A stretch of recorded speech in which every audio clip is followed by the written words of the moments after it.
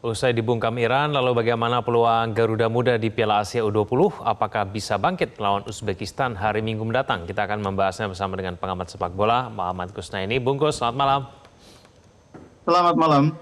Ya, Bungkus, apa catatan Bungkus di laga melawan Iran semalam? Apakah memang kurangnya antisipasi umpan silang dan bola-bola atas ini menjadi faktor utama, Bungkus? Iya, memang kalau kita lihat secara keseluruhan pertandingan, kita betul-betul tidak mampu mengimbangi Iran dalam permainan bola atas ya. Itu tidak hanya terlihat dari 3 gol yang tercipta, bahkan sesungguhnya Iran punya banyak peluang lain yang juga mereka dapatkan dengan cara mengirim bola ke dalam kotak penalti dari sayap ya. Ini sangat sulit untuk diantisipasi oleh para pemain kita. Dan mereka, para pemain Iran tidak hanya menggunakan umpan-umpan silang dari dekat garis pertahanan kita, dekat garis gawang, tapi bahkan ketika masih di area 2/3 atau sekitar 35 meter sebelum garis gawang kita, mereka sudah mengangkat bola, istilahnya itu dalam sepak bola early crossing. Dan early crossing mereka itu juga sangat merepotkan. Jadi memang ini harus menjadi catatan Coach Indra, bagaimana di pertandingan kedua nanti lawan Uzbekistan, kita harus punya skema yang cukup kuat untuk mengantisipasi bola-bola silang atau bola-bola yang diarahkan ke dalam kotak penalti melalui bola-bola atas. Nah, kita tahu bahwa Uzbekistan meskipun pemainnya mungkin tidak setinggi para pemain Iran, tapi juga punya kemampuan bola atas yang cukup bagus. Ini yang harus diwaspadai. Bagus, tapi mereka kan juga bukan lawan sembarangan ya. Ini Uzbekistan ini berstatus juara bertahan. Nah, peluang kita melawan mereka bagaimana? Meskipun mungkin postur tubuhnya dibandingin Iran lebih pendek begitu.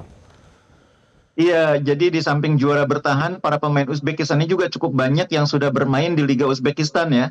Ada yang sudah bermain di klub-klub seperti Pakhtakor, Bunyodkor. Itu kan tim-tim yang tidak saja bermain di Liga domestik, tapi juga sudah terbiasa main di Liga Champion Asia. Nah, ini yang saya pikir kelebihan mereka, pemain-pemainnya sudah sedikit lebih berpengalaman main di pentas internasional. Dan itu cukup membantu mereka untuk melewati pertandingan pertama yang sulit ketika mereka hanya unggul 1 gol ketika melawan Yaman. Itu pertandingan sulit sebetulnya bagi Uzbekistan. Nah, bagi kita pertandingan kedua menjadi lebih sulit karena nomor 1 pemain harus memulihkan diri dari persoalan mental ya.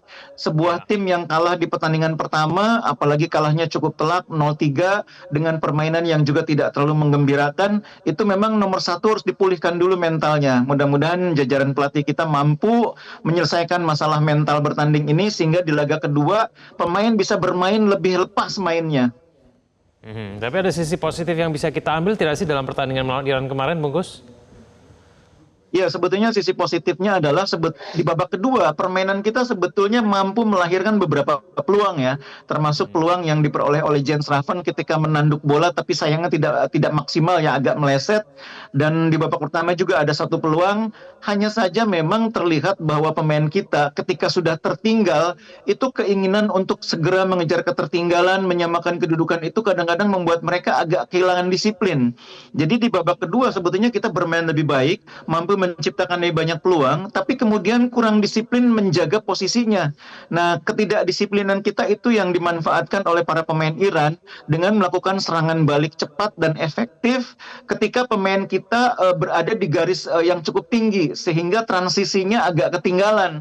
Nah, ini di pertandingan kedua nanti, Coach Indra harus betul-betul meminta pemain lebih disiplin ya. Jangan sampai mereka kehilangan posisi, terutama ketika mencoba mencetak gol atau mencoba mengejar ketertinggalan. Bahkan lebih jauh saya berharap kalau bisa kita jangan ketinggalan lagi.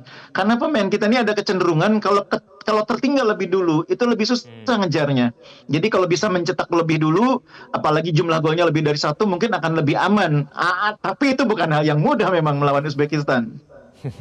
Ya, setelah kalah di laga perdana, kira-kira peluang kita lolos ke babak berikutnya bagaimana, Bungkus?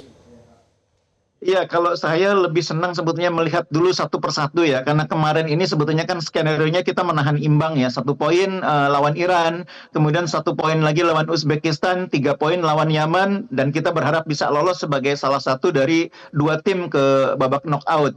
Tapi ternyata kemarin kan skenario-nya tidak berjalan sesuai rencana, dan itu yang membuat kita sekarang punya PR besar, tidak boleh lagi kehilangan poin. Besok itu harus dapat poin, nggak boleh sama sekali kehilangan poin. Kalau sampai kehilangan poin, mungkin peluang untuk lolos bisa dibilang agak tertutup lah itu. Oke, baik. Semoga bisa mencuri poin nanti ketika melawan Uzbekistan. Bungkus, terima kasih sudah bergabung sama kami di Prime Time News. Selamat malam. Jelajahi cara baru mendapatkan informasi. Download Metro TV Extend sekarang.